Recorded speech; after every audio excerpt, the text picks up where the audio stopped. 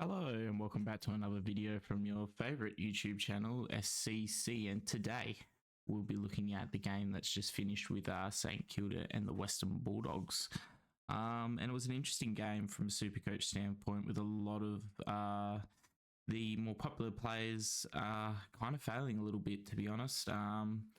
It was a really one-sided match from the start, and St Kilda could never really get in. That really didn't help their midfielders or even their defenders as well, by the looks, who would have been seeing, by the looks, saw a lot of the ball go over their heads rather than getting much chance for rebound, which is where a lot of them do score their points.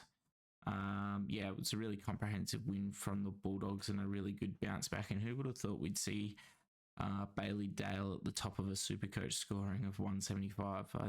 I have to assume that's his best score. Yeah, he did used to average, up there in the 110, 115.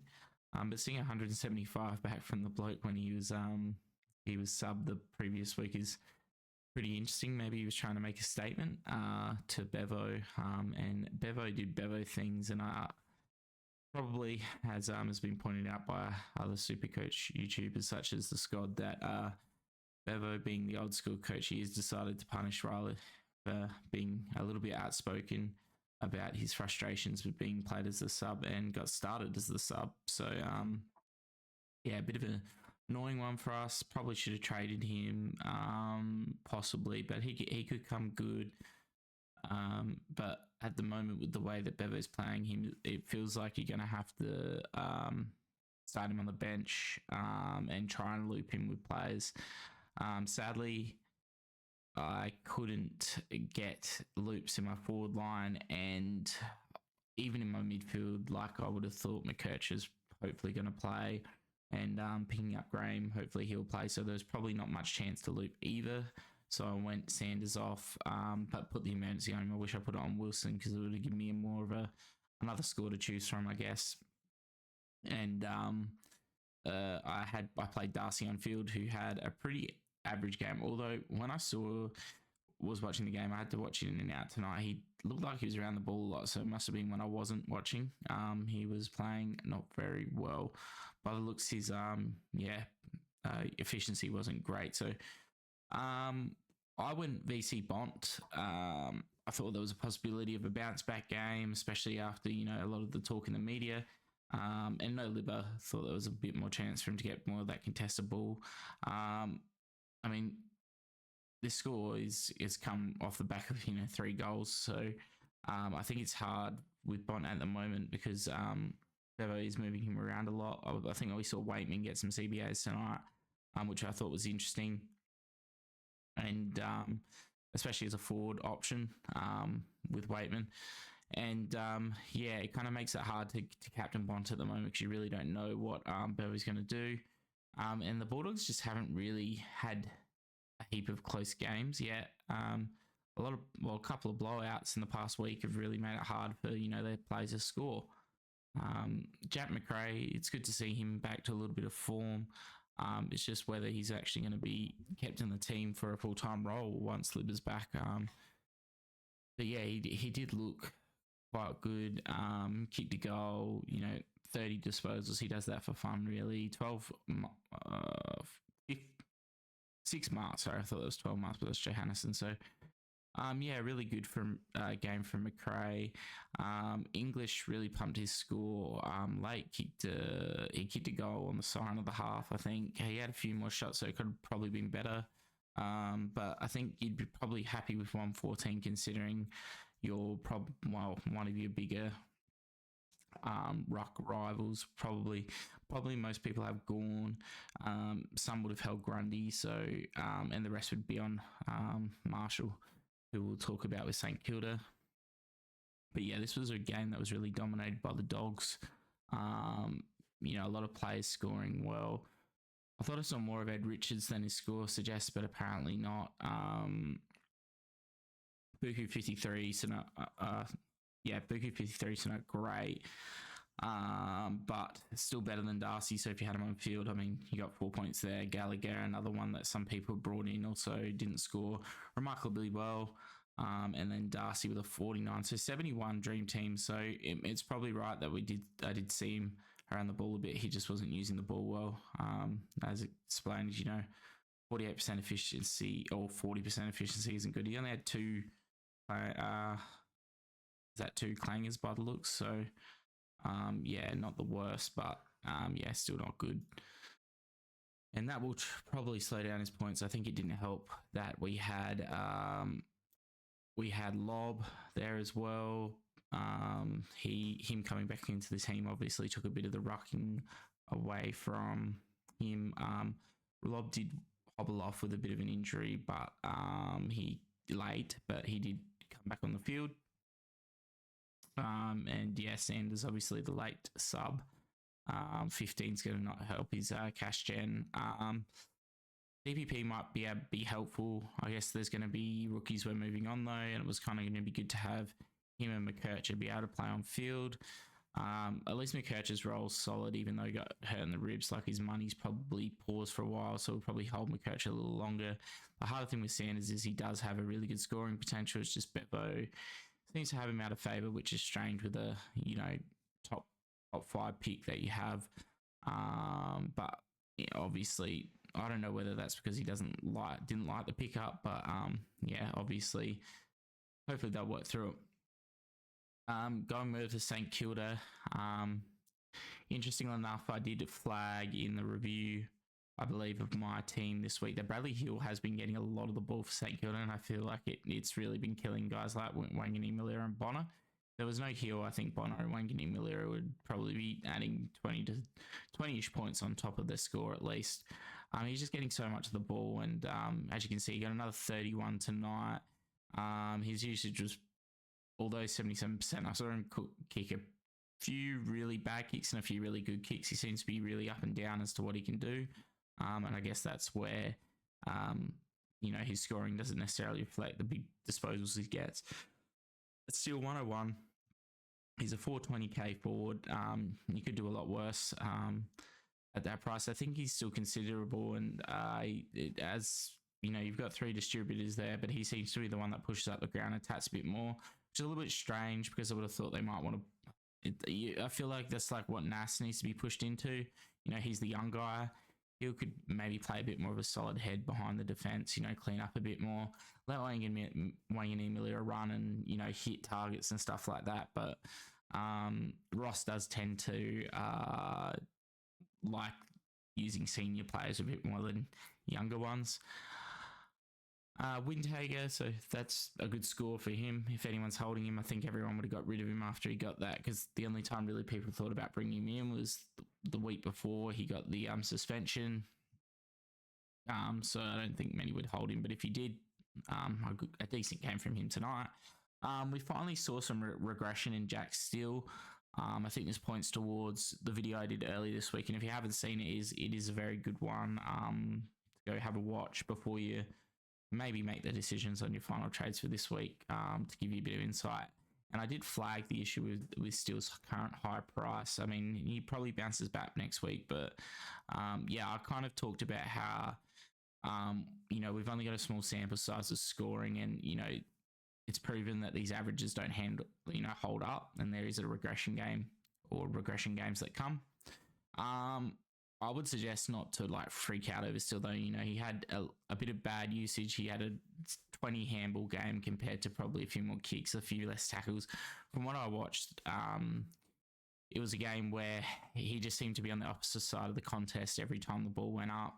And it's hard against Bond and some really good midfielders and Chalor, McRae. Those guys love to get the ball, really good at reading the ruck, and when English dominates your ruckman, it makes it really hard.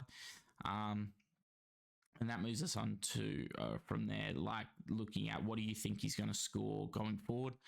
And as I discussed with Steele, the issue is I'm not going off previous years. It's hard to look at Steele at 620 and go, yeah, he's there, because the last 5 games have been if you look at his past couple of years are a real outlier, and he's looked really good, so I don't blame you for going him. But I was just thinking, 620, the value pick of Jack Steele. I think if you started Steele, you're really happy, and the 84 is a blip, but picking him at 620, I don't know if that's value when there's other players that have dropped in price heavily that could possibly go Steele or better, and their back end average from here could be a bit better than Steele. But it's 1 week. I wouldn't read into it too much, but it does point towards that thing of like looking at history, looking at what you estimate a player's average to be, and then what they can do for the rest of the year. Bonner. So I traded out Bonner this week. Did I need to? Possibly not. I mean, 80. This is like his average at the moment. He just keeps going 80. Yeah, maybe I would have liked to get rid of Nas over him now, like looking at it. Because he is going to get defender status next weekend. He is cheaper, and he seems to be like that second attacking defender a little bit. But this is the hard thing. They've got 3 defenders that like to spread and kick and run with the ball. And yeah, it's kind of a raffle to see who scores well each week. The 2 weeks before this, it was just Nas and Bonner. Now it's Bradley Hill and Bonner, and then you'll probably switch in another week. I think that a few people went to Nas this week, which kind of makes it a little bit better. Being best 18 is a little bit better as well. So, I mean, it helps the 69 not hurt as much. I would have loved to have Wilson score, but I think this proves it was really good to hold him, because I think a few people did trade Wilson out. I just kept him on the bench out of the way, and 69 is a good way to, get a bit of cash moving on him again. My confidence in him being put on field isn't great, but he does look to be playing off the back line a bit, or pushing up. So we could see some better scoring as he gets more used to the role. And the really disappointing one tonight for those who brought him in last week would be Ron Marshall going a 51. Going to drop money again. Between him and English, they're both dropping money now. If English had kept to what was looking like an 80 or 90, I'd be really happy. Having Meek, because it's, everyone's got Gorn, or a lot of teams have Gorn and he's off, and then it would only be Grundy you're really playing against. And would have at least made Meek a little bit safer. With Marshall going 50, it's great. A lot of people moved to him from Grundy. And the seesaw of who's better to pick out of English and Marshall continues to move, as English has a bad game 1 week and Marshall has a good game that week, and then it switches the next week. So this really just shows how things can flip each week. And it seems like the only real known quantity is Gorn. I did say that I thought Marshall was going to be second on the basis of the way that English was going to get played by Bevo in my last video. I'm not going to change on that status, but what I will say is that I guess English does have the proven, he just seems to be able to pop up for a goal or like a mark inside 50 that really helps us score, which is the difference between Marshall. Like, Marshall will have games like this, but he won't, if he kicks a goal or two, this gets it to like an 80 or something, which is a little bit more better. Whereas English will have a, poor game on, disposals. Like tonight, for example, he only had 17, but he'll get 2 free kicks he'll get some contested marks inside 50, some shots at goal, and it really helps him to keep, an 80 or a 90 rather than like a 50 or a 60, which is something he's improved on since when he was a rookie. I don't think there's much else to talk out of this. There weren't really any big injuries that affect us. It looks like that Gallagher may be sore.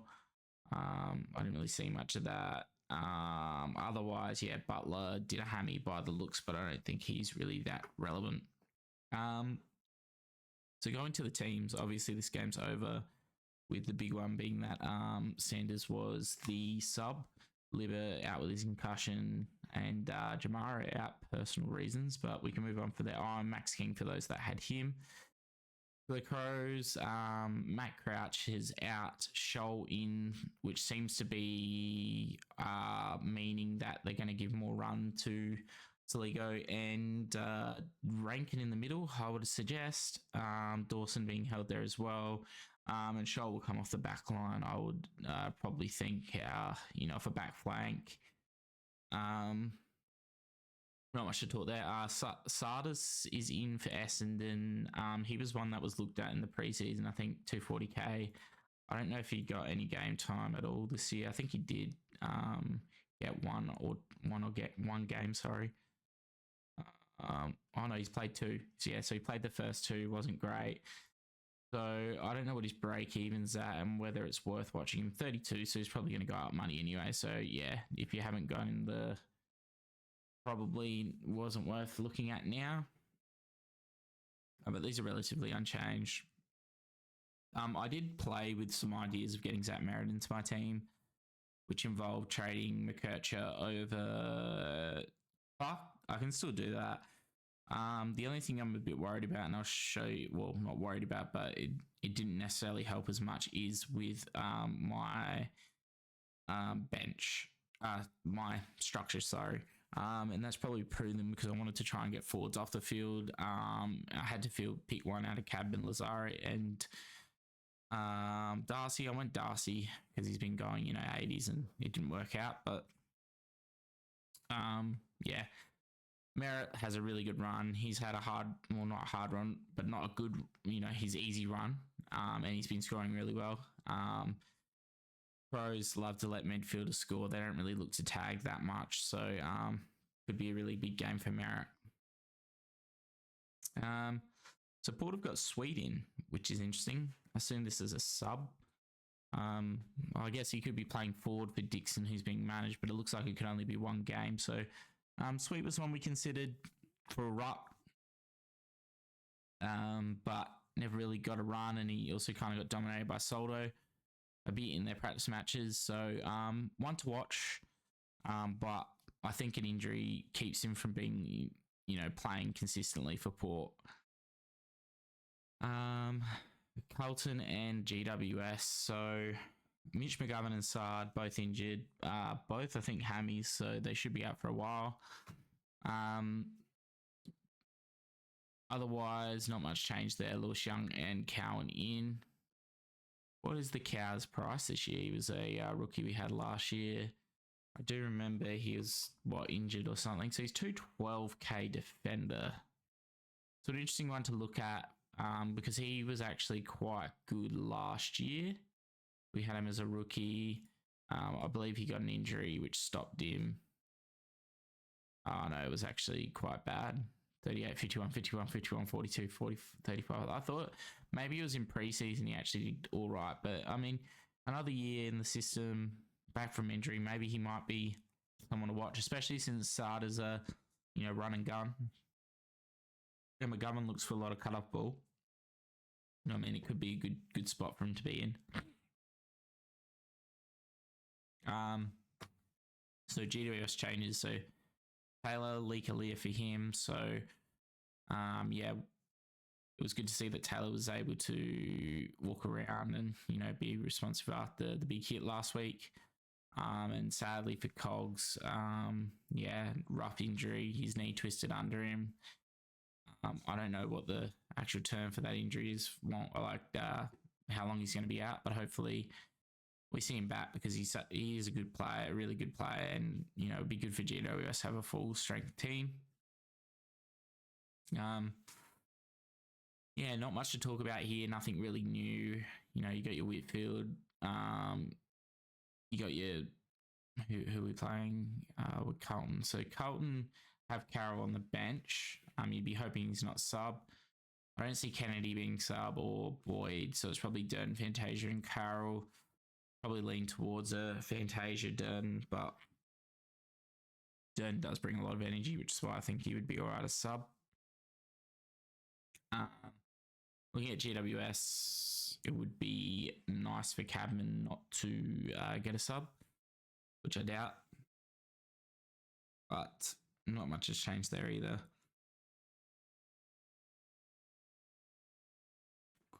Sorry about that.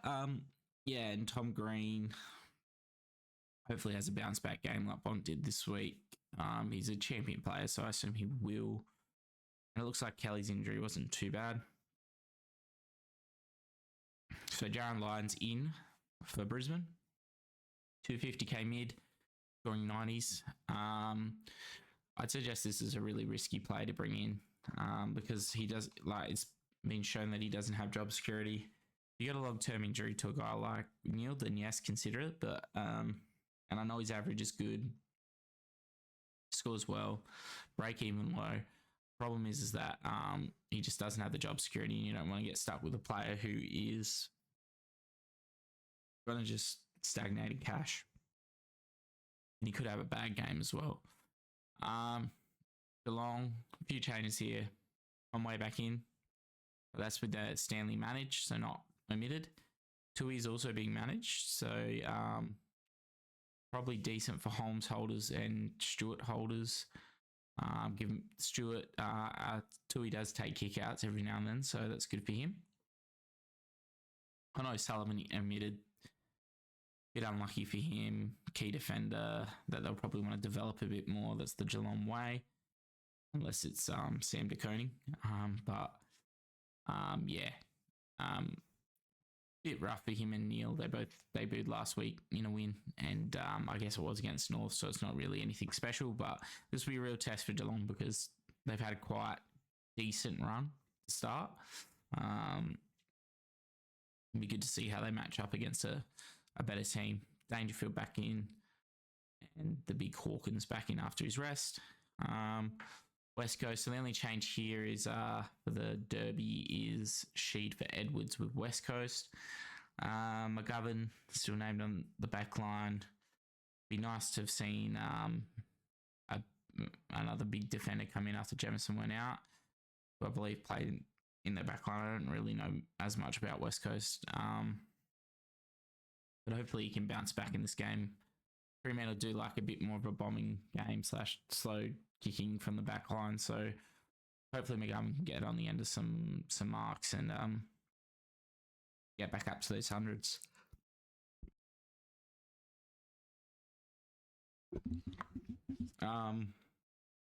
Looking at Fremantle, so Sean Darcy's in, which we would assume bad for Brayshaw, and it looks like not Brayshaw, sorry, for Jackson, and he has been named in a forward.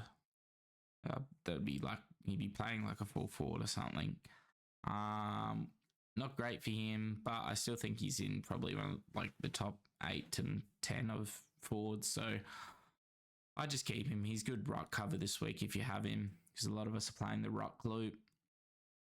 So keep him and see how he goes. It's actually good. You're getting a free kick to see how he goes. And I did notice Reed's actually named in the middle, which is good. And Yo escaped suspension. Forgot to mention that, which was a little bit of a worry after that tackle was brought up. What's Sturt worth? Because he was someone I brought in last year for the Fremantle Dockers to not play him really. So 249k forward. If he gets a good start, he is quite a good kick. He was able to get onto a bit, but he does play a bit of a forward flank, smaller forward role, so could be interesting. But probably not at 249k. Going down to Gold Coast and Sydney, so I think this will be again that really tests the scoring prowess of guys like Heaney and Flanders, Took, Closey, Rao. All these guys are going to get. We're going to see who's going to be able to be more consistent. So Sydney made some changes. Laddams, Cleary, Francis, and Wicks have been added to the extended bench. I assume Roberts would be getting a game. Campbell, I'd assume Amadi, and then I'm guessing probably the top 4 of the guys who play. Although they dropped Mitchell, so I guess there's not really much of a light for light there, but I'd probably say the top 4 on that bench.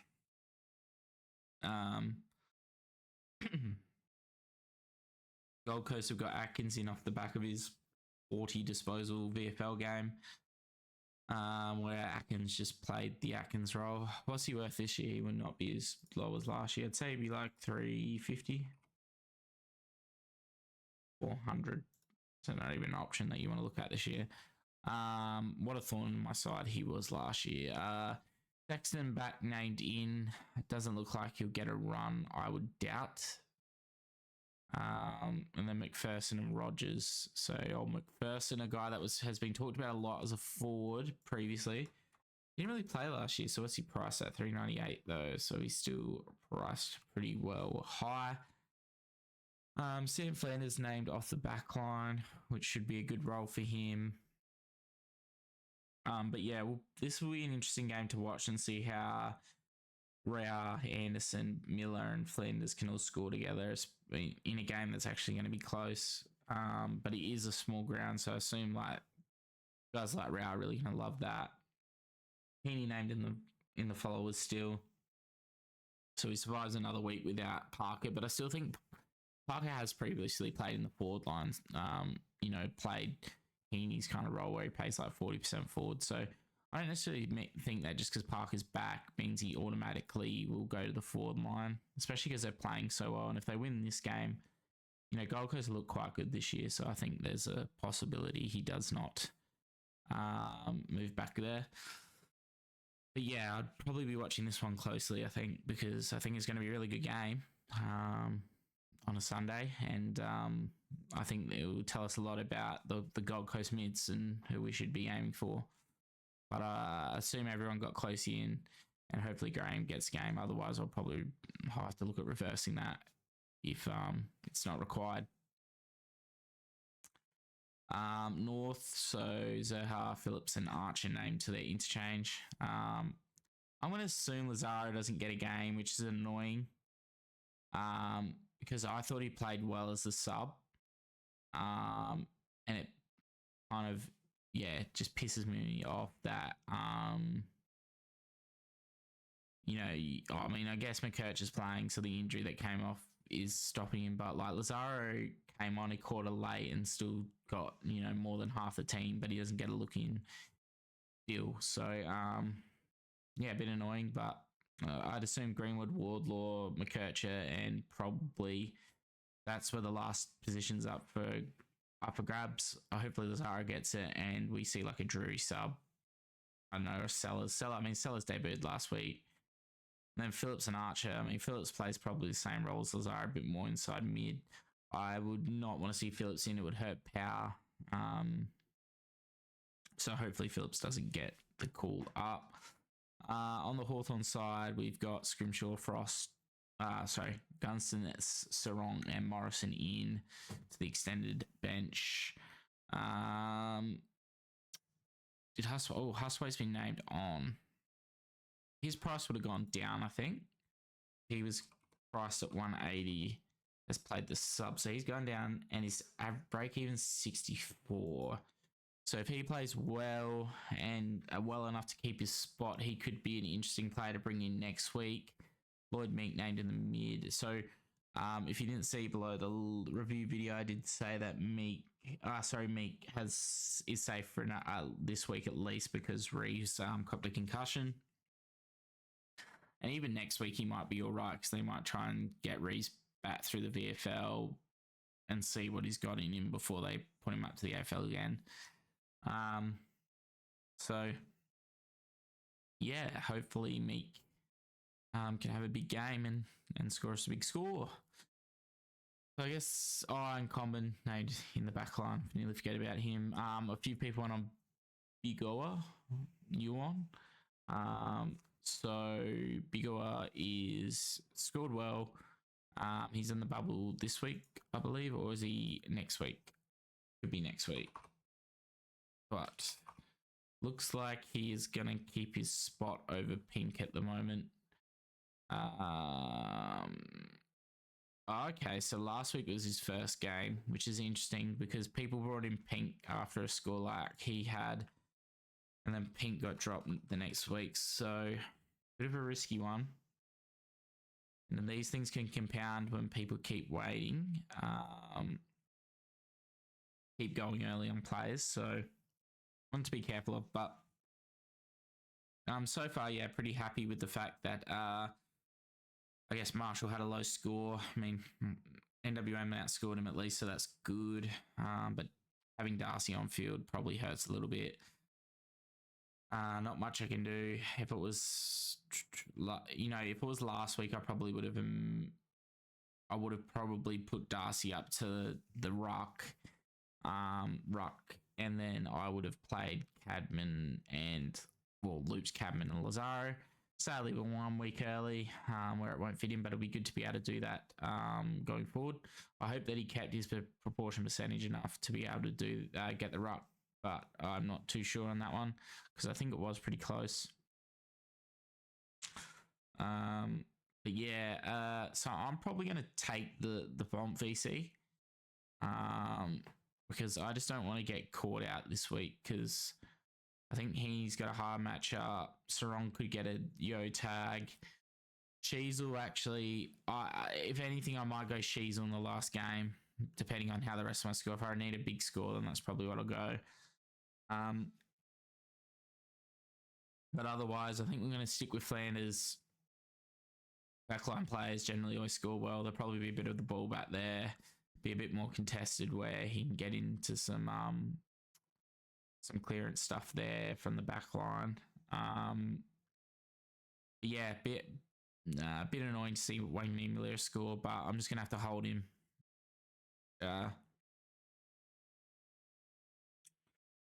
What was this holding up to? 17%. How many brought him in this week? Only 0.1. So, yeah, it's near on 1 in 5 coaches with us, so that's all right.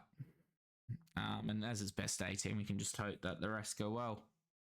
I mean, if he scores better than Mass and Williams and Closey, we should be all right. Otherwise, not much more to talk about with my team. I've kind of been pretty set on the trades this week because the rookies were pretty easy for me with Closey going so well and even Graham going so well. The only one was maybe changing was Flanders, but I think I'm going to stick with this for the structure. Otherwise, hopefully Roberts and McKercher both get named, and that's probably how I will line up with McKercher having that decent last game. If not, Graham comes on for McKercher and hopefully he gets a game as well. You know, I might have to look to trade Graham to someone else. I mean, if he doesn't get a game, he's a downgrade option next week, so that's something, isn't it?